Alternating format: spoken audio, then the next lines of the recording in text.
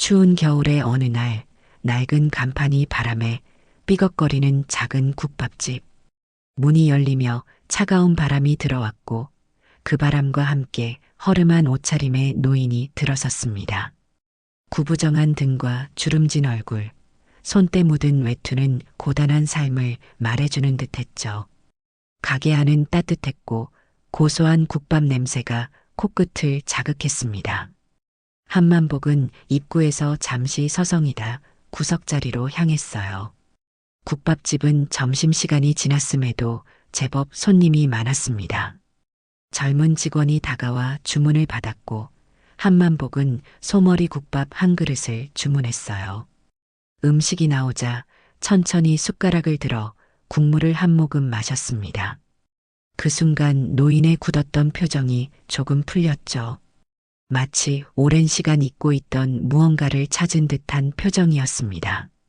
시간이 흘러 국밥을 다 먹은 한만복은 주머니를 뒤적였어요. 그러나 지갑은 보이지 않았습니다. 다시 한번 주머니를 뒤져보았지만 지갑은 없었죠. 저기, 지갑을 두고 왔네요. 한만복의 말에 직원의 표정이 굳었습니다. 이런 경우가 한두 번이 아니었던 겁니다. 직원은 한숨을 내쉬며 말했어요. 또 이러시네요. 지난번에도 비슷한 분이. 주변 손님들도 수군거리기 시작했습니다. 그들의 시선은 한만복을 향해 있었죠. 동정의 시선, 냉소적인 시선, 불편함을 감추지 못하는 시선들이 섞여 있었습니다. 한만복은 고개를 숙인 채 침묵했어요. 경찰을 불러야 할까요? 직원의 말에 한만복의 눈빛이 흔들렸습니다. 거리로 쫓겨날지도 모른다는 불안감이 스쳐 지나갔죠. 그때였습니다. 한쪽 구석에서 식사를 하던 젊은 남자가 자리에서 일어났어요. 도윤은 조용히 계산대로 걸어갔고 카드 한 장을 꺼내 건넸습니다. 저기요, 제가 계산할게요. 직원은 의아한 표정으로 카드를 받았습니다. 도윤은 한만복을 향해 고개를 끄덕였어요. 국밥값이 얼마나 된다고. 괜찮으니 편히 가세요. 한만복은 천천히 일어나 도윤에게 다가갔습니다. 가까이서 보니 깊은 눈빛이 인상적이었어요. 단순한 노인네의 눈빛이 아니었죠. 고맙네. 자네 이름이 정도윤입니다. 한만복은 고개를 깊이 숙였습니다. 그리고 조용히 말했어요. 정도윤, 절대 잊지 않겠네. 한만복은 그렇게 말하고 국밥집을 나섰습니다. 남겨진 도윤은 왠지 모를 묘한 감정에 사로잡혔어요. 그저 선한 마음에서 한 행동이었지만 노인의 눈빛에서 본 무언가가 마음에 남았습니다. 그것은 단순한 감사함이 아닌 무언가 더 깊은 것이었죠. 다음 날 아침 도윤은 편의점 야간 알바를 마치고 피곤한 몸을 이끌고 집으로 돌아왔습니다. 작은 원룸은 차가웠지만 그래도 자신만의 공간이었어요. 침대에 누워 천장을 바라보며 어제의 일을 떠올렸습니다. 국밥집에서 만난 노인의 모습이 자꾸 머릿속을 맴돌았죠. 그저 선행을 베풀었을 뿐인데 마음 한구석이 묘하게 뜨거워지는 느낌이었습니다. 그냥 좋은 일 했다고 생각하자. 도윤은 중얼거리며 눈을 감았어요. 그런데 휴대폰이 울렸습니다. 화면을 보니 국밥집 사장님이었죠. 며칠 전 배달 아르바이트로 들렀다가 번호를 교환했던 사이였습니다. 여보세요? 도윤 씨? 혹시 시간 되면 잠깐 가게에 들를 수 있을까? 사장님의 목소리에는 묘한 긴장감이 감돌았어요. 도윤은 피곤했지만 거절할 수 없었습니다. 옷을 갈아입고 국밥집으로 향했죠. 가게에 도착하니 사장님이 안절부절 못하는 표정으로 도윤을 맞이했습니다. 어제 그 노인분 말이야. 혹시 정체가 뭘까? 도윤은 의아한 표정을 지었습니다. 사장님은 도윤을 안쪽 사무실로 안내했어요.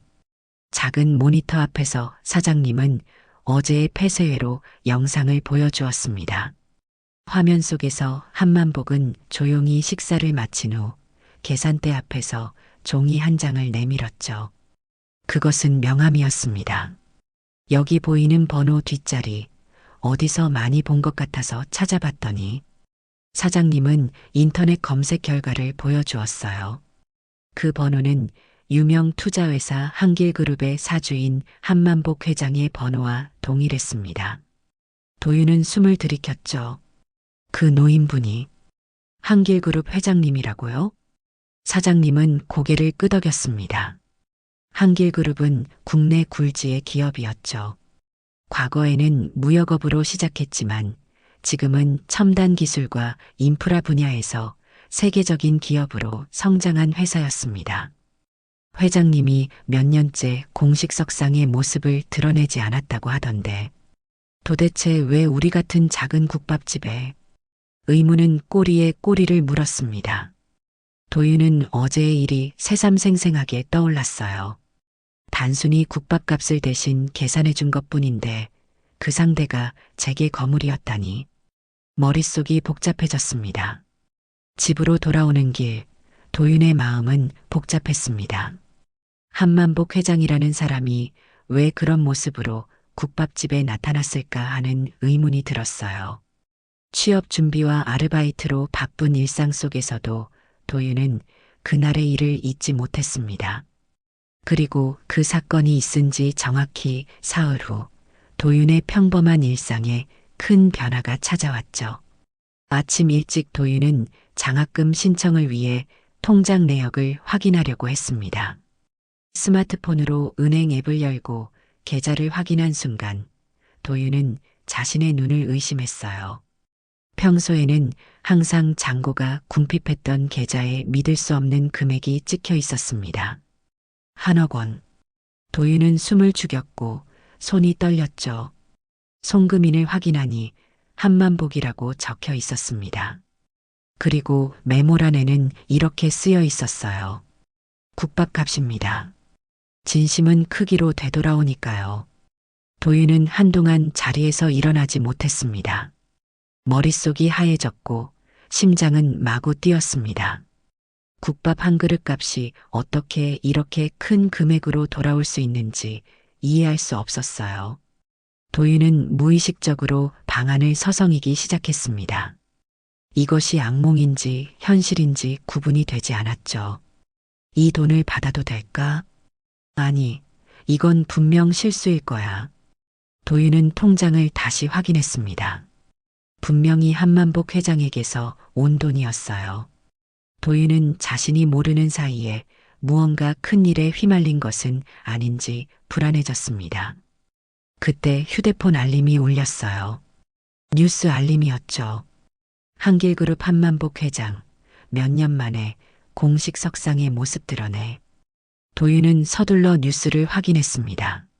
화면 속에는 정장을 차려입은 한만복 회장의 모습이 있었어요.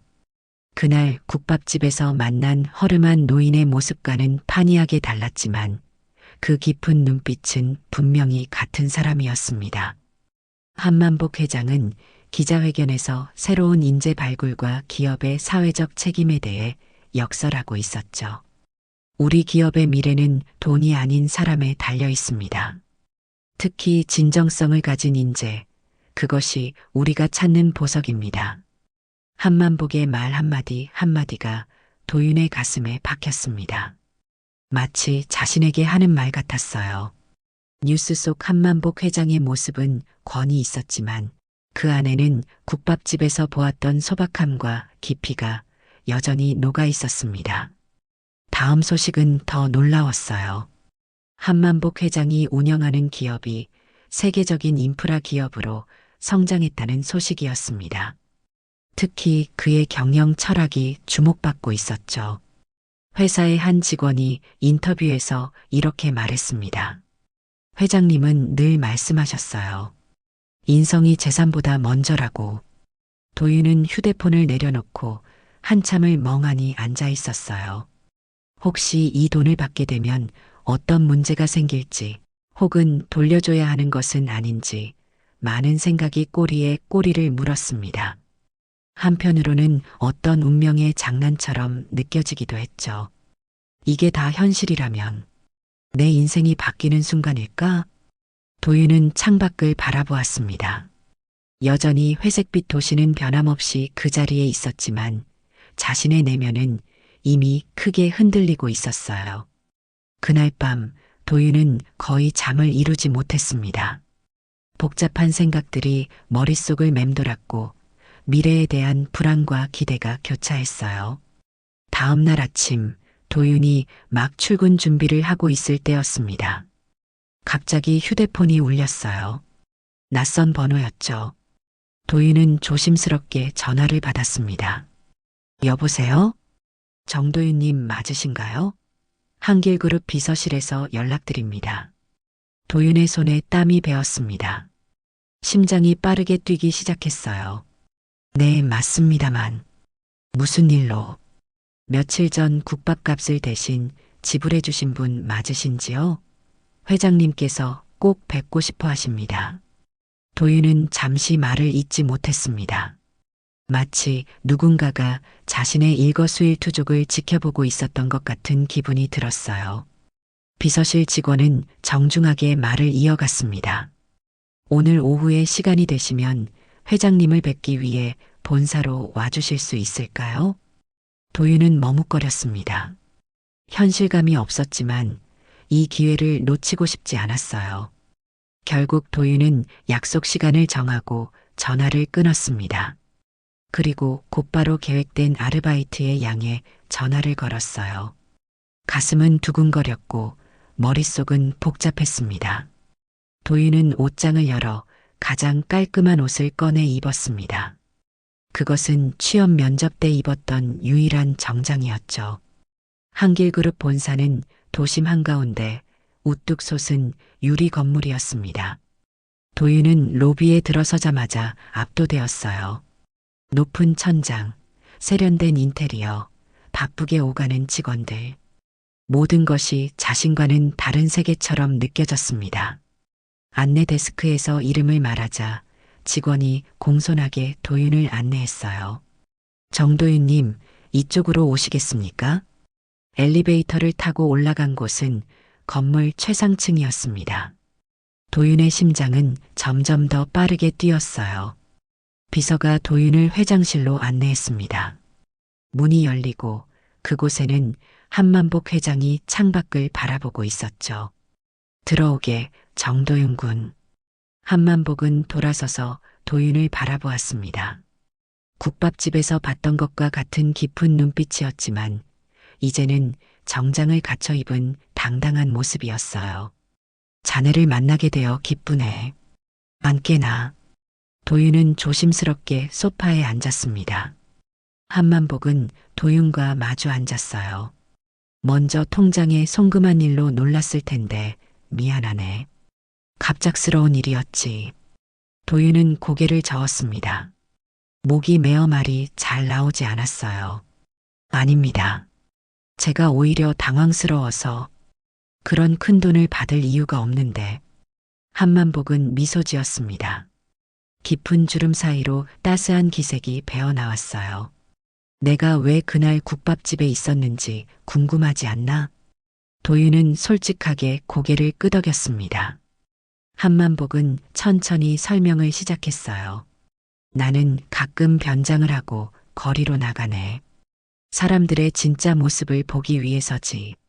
화려한 겉모습이 아닌 진정한 마음씨를 알고 싶어서 말일세. 한만복의 말에 도윤은 숨을 죽이고 들었습니다. 회장은 말을 이어갔어요. 그날 자네가 보여준 행동은 단순한 동정이 아니었네. 진심이 담긴 배려였지. 자네 같은 사람이 우리 회사에 필요해. 그리고 한만복은 테이블 위에 놓인 서류 한 장을 도윤에게 밀어주었습니다. 그것은 특별 채용 제안서였어요. 우리 회사에서 일해보지 않겠나? 도윤은 서류를 받아들고 한동안 말을 잇지 못했습니다. 그의 머릿속은 복잡한 생각들로 가득 찼어요. 국밥 한 그릇의 인연이 이런 기회로 이어질 줄은 상상도 못했습니다. 한만복은 도윤의 표정을 살피며 조용히 말했습니다. 급하게 결정하지 않아도 괜찮네. 천천히 생각해보게. 도윤은 깊게 숨을 내쉬었어요. 그리고 용기를 내어 물었습니다. 하지만 제가 특별히 뛰어난 능력이 있는 것도 아니고 경력도 없는데 괜찮으신가요? 한만복은 미소 지었습니다. 그 미소에는 깊은 의미가 담겨 있었어요. 능력은 키울 수 있지만 진심은 배울 수 없다네. 내 평생 사업을 하면서 깨달은 것이 하나 있네. 인재를 판단할 때 가장 중요한 것은 학벌이나 경력이 아니라 그 사람의 본질이라는 것이지. 한만복의 말은 도윤의 가슴 깊은 곳을 울렸습니다.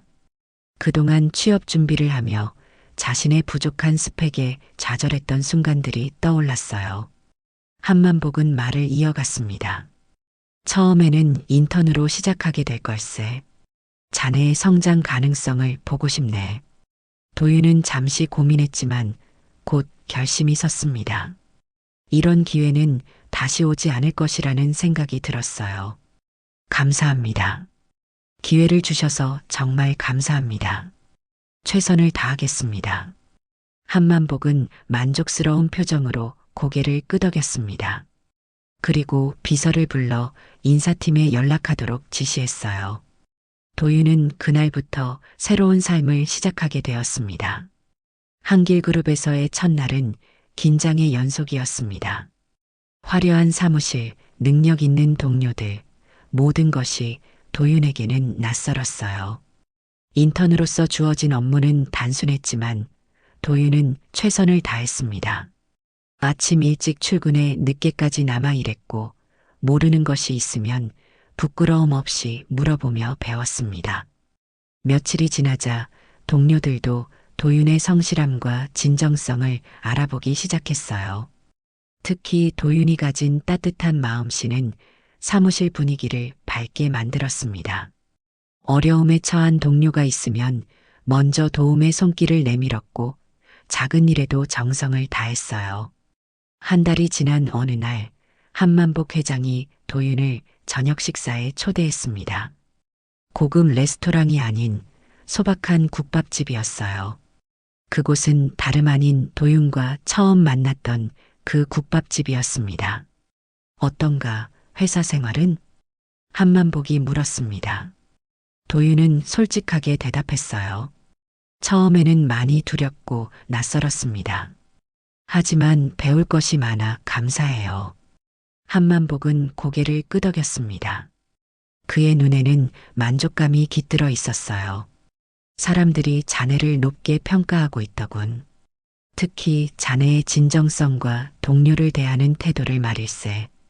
도윤은 부끄러움에 고개를 숙였습니다. 국밥이 나오자 두 사람은 조용히 식사를 시작했어요. 따뜻한 국물이 목을 타고 내려가며 몸을 데웠습니다. 이 국밥집이 내게는 특별하네. 한만복이 문득 말을 꺼냈습니다. 젊었을 때, 사업이 어려웠을 때 이곳에서 많은 위로를 받았지. 당시 주인장이 내게 외상으로 국밥을 주었는데 그 온기가 지금까지 잊히지 않네. 도윤은 한만복의 이야기에 귀 기울였습니다. 회장의 눈빛에서 진심이 느껴졌어요. 그래서 가끔 이렇게 찾아오나요? 도윤이 물었습니다. 한만복은 고개를 끄덕였어요. 사람들이 나를 알아보지 못하는 모습으로 오면 더 솔직한 모습을 볼 수 있지. 그리고 내 자신도 초심을 잃지 않게 되고. 도윤은 문득 용기를 내어 말했습니다. 국밥 한 그릇이 제 인생을 바꿨네요. 한만복은 웃음을 지었어요. 그의 웃음소리는 따뜻하고 진실했습니다. 아니, 자네의 진심이 자네 인생을 바꾼 거라네. 그날 이후로 도윤은 회사에서 더욱 열심히 일했습니다. 인턴 기간이 끝나갈 무렵 도윤은 정직원 전환 면접을 앞두고 있었어요. 긴장된 마음으로 면접장에 들어선 도윤은 놀랍게도 한만복 회장이 직접 면접관으로 앉아 있는 것을 보았습니다. 정도윤 씨, 우리 회사에서 어떤 일을 하고 싶나요? 한만복이 물었습니다. 도윤은 잠시 생각했어요. 그리고 진심을 담아 대답했습니다. 저는 사람들에게 도움이 되는 일을 하고 싶습니다. 회장님께서 저에게 기회를 주신 것처럼 저도 누군가에게 기회가 될 수 있는 사람이 되고 싶어요. 한만복의 눈이 반짝였습니다. 도윤의 대답이 마음에 든 듯했어요. 면접이 끝나고 일주일 후 도윤은 정직원 채용 통보를 받았습니다. 그것도 일반 신입이 아닌 특별 프로젝트 팀 소속으로 말이죠. 팀의 이름은 국밥 프로젝트였습니다. 이 팀은 사회공헌과 인재 발굴을 동시에 진행하는 새로운 시도였어요. 도윤은 프로젝트 팀에서 열정적으로 일했습니다. 그의 아이디어는 창의적이었고 추진력은 놀라웠어요. 특히 평범한 사람들의 마음을 읽는 능력은 팀의 큰 자산이 되었습니다. 도윤이 제안한 숨은 인재 발굴 프로그램은 회사 내에서 큰 호응을 얻었어요. 이 프로그램은 학벌이나 경력보다는 인성과 잠재력을 중시하는 새로운 채용 방식이었습니다. 우리가 진정으로 찾아야 할 것은 빛나는 스펙이 아니라 빛나는 마음입니다. 도윤이 프로젝트 발표회에서 한 말은 많은 사람들의 가슴에 울림을 주었습니다. 한만복은 도윤의 성장을 지켜보며 깊은 만족감을 느꼈어요. 그는 자신의 안목이 틀리지 않았다고 확신했습니다. 시간이 흘러 도윤이 회사에 들어온 지 1년이 되는 날이었습니다. 한만복은 도윤을 다시 한번 저녁 식사에 초대했어요. 이번에도 역시 그 국밥집이었습니다. 두 사람은 소박한 밥상을 앞에 두고 마주 앉았죠. 1년이 정말 빠르게 지나갔네요. 도윤이 감회에 젖어 말했습니다. 한만복은 도윤의 얼굴을 유심히 바라보았어요. 자네도 많이 달라졌군. 더 단단해지고 깊어진 것 같네. 도윤은 미소 지었습니다. 맞습니다. 그는 많이 성장했어요. 더 이상 불안하고 자신감 없던 취업준비생이 아니었습니다. 이제는 자신의 가치를 알고 그것을 나누는 방법도 알게 되었죠. 모두 회장님 덕분입니다. 한만복은 고개를 저었어요. 아니, 모두 자네 덕분이네. 내가 한 일은 기회를 준 것뿐이야. 그 기회를 잡고 성장한 것은 자네 자신이네. 식사를 마치고 한만복은 도윤에게 조용히 물었습니다. 앞으로의 계획은 어떻게 되나? 도윤의 눈이 반짝였어요. 더 많은 사람들에게 기회를 나누고 싶습니다. 제가 받은 것처럼요. 한만복은 만족스럽게 고개를 끄덕였습니다. 그의 눈에서 깊은 신뢰가 느껴졌어요. 그로부터 몇 개월 후 도윤은 국밥 프로젝트의 총괄 책임자로 승진했습니다. 이제 그의 팀은 단순한 사회 공헌 차원을 넘어 기업의 핵심 가치를 실현하는 부서로 자리 잡았어요. 도윤의 리더십 아래 팀원들은 열정적으로 일했고 프로젝트는 눈에 띄는 성과를 내기 시작했습니다. 특히 도윤이 제안한 진심 캠페인은 회사 내외에서 큰 반향을 일으켰어요. 이 캠페인은 직원들이 자발적으로 지역사회에 봉사하고 그 과정에서 새로운 인재를 발굴하는 프로그램이었습니다. 마치 한만복 회장이 도윤을 발견한 것처럼 말이죠. 어느 날 도윤은 자신의 오피스에서 업무를 보고 있었습니다. 창밖으로 보이는 도시의 풍경은 이제 낯설지 않았어요. 그때 한만복 회장으로부터 연락이 왔습니다. 도윤 군, 잠시 시간 있나? 도윤은 곧바로 한만복의 집무실로 향했습니다. 한만복은 창가에 서서 도시를 내려다보고 있었어요. 도윤이 들어오자 그는 돌아섰습니다. 자네에게 중요한 이야기가 있네. 한만복의 표정은 진지했습니다. 도윤은 긴장한 채 자리에 앉았어요. 우리 회사가 해외 진출을 앞두고 있다는 건 알고 있겠지? 도윤은 고개를 끄덕였습니다. 최근 회사에서는 아시아 시장 진출에 대한 이야기가 많았어요. 그 책임자로 자네를 생각하고 있네. 도윤은 놀라움을 감추지 못했습니다. 그것은 엄청난 기회였지만 동시에 큰 책임이기도 했어요. 하지만 회장님, 제가 그런 중책을. 한만복은 도윤의 말을 자르며 따뜻하게 미소 지었습니다. 자네는 준비되어 있네. 자네의 능력은 이미 충분히 증명되었고 무엇보다 자네의 진심이 사람들의 마음을 움직일 거라 믿네.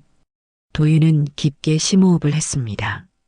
자신감이 없었지만 한만복의 믿음이 그에게 용기를 주었어요. 최선을 다하겠습니다. 그날 이후 도윤의 일상은 더욱 바빠졌습니다. 해외 진출을 위한 준비, 현지 문화 연구, 새로운 전략 수립까지 모든 것이 도전이었지만 도윤은 한 걸음씩 나아갔어요. 한 달 후 도윤은 첫 해외 출장을 떠났습니다. 낯선 나라, 낯선 언어와 문화. 처음에는 많이 당황했지만 도윤은 자신만의 방식으로 현지인들과 소통하기 시작했어요. 진심 어린 태도와 배려심이 언어의 장벽을 뛰어넘었고 예상보다 빨리 현지에서 신뢰를 얻게 되었습니다. 출장을 마치고 돌아온 도윤은 한만복에게 보고했습니다. 한만복은 도윤의 성과에 만족스러운 미소를 지었어요. 잘했네. 역시 자네를 믿기를 잘했어. 그러나 도윤의 마음 한구석에는 여전히 작은 의문이 남아 있었습니다. 그날 국밥집에서 한만복이 지갑을 두고 왔다고 한 것이 정말 우연이었을까? 아니면 처음부터 계획된 일이었을까? 도윤은 용기를 내어 물었어요. 회장님, 그날 국밥집에서 정말 지갑을 두고 오신 건가요? 한만복은 잠시 침묵했습니다. 그의 눈빛이 깊어졌어요. 도윤은 숨을 죽이고 기다렸습니다. 한참 후 한만복이 입을 열었죠.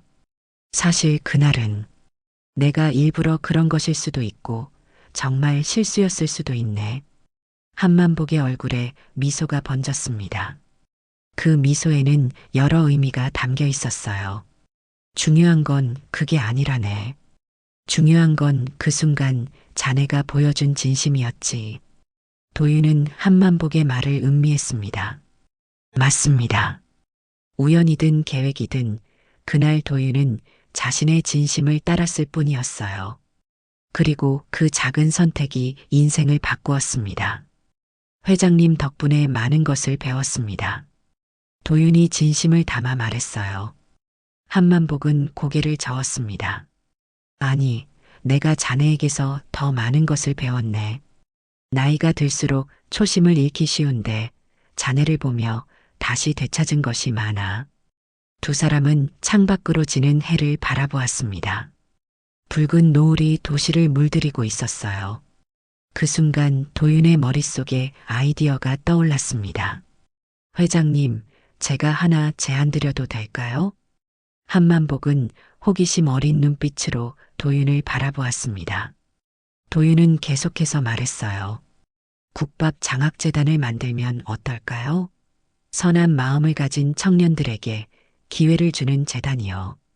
한만복의 눈이 반짝였습니다. 그는 즉시 고개를 끄덕였어요. 훌륭한 생각이네. 당장 추진하도록 하세.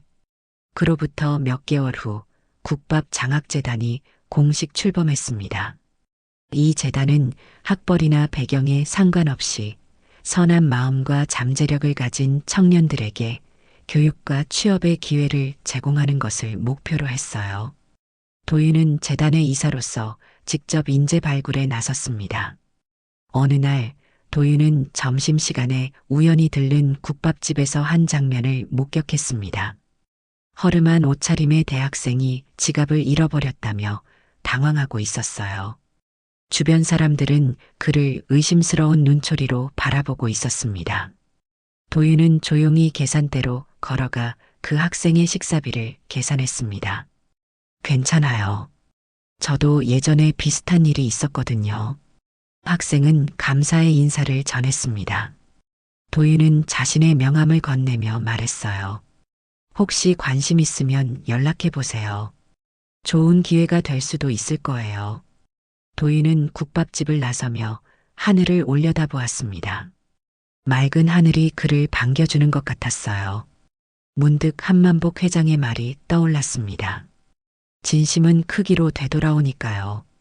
도윤은 미소 지었습니다. 이제 그는 받은 것을 나누는 사람이 되었어요. 국밥 한 그릇의 인연이 만들어낸 선순환의 고리는 계속해서 이어지고 있었습니다. 몇 년 후 한길그룹은 사람 중심 경영의 대표적인 기업으로 성장했습니다. 도윤은 이제 회사의 중역이 되었고 국밥 장학재단을 통해 수많은 젊은이들에게 기회를 제공했어요. 한만복 회장이 은퇴한 후에도 그가 심어놓은 철학은 도윤을 통해 계속 이어졌습니다. 어느 날 저녁 도윤은 오랜만에 혼자 국밥집을 찾았습니다. 첫 만남이 있었던 그 자리에 앉아 조용히 국밥을 먹으며 지난 시간을 돌아보았어요. 그때 문이 열리고 한 노인이 들어왔습니다. 은퇴 후 더욱 소탈해진 한만복이었죠. 도윤은 반갑게 자리에서 일어나 한만복을 맞이했습니다. 어서 오세요, 회장님. 두 사람은 마주 앉아 오랜 친구처럼 담소를 나눴습니다. 따뜻한 국밥을 앞에 두고 그들은 과거와 현재, 그리고 미래에 대해 이야기했어요. 창밖으로 눈이 내리기 시작했습니다. 하얀 눈은 도시의 모든 것을 순수하게 덮어갔죠. 진심은 작게 주고 크게 돌아오는 법이다. 한만복의 말에 도윤은 미소 지었습니다. 국밥 한 그릇이 바꾼 인생. 그것은 단순한 우연이 아닌 진심이 만들어낸 필연이었어요. 그리고 그 진심의 가치는 앞으로도 계속해서 세상에 퍼져나갈 것입니다.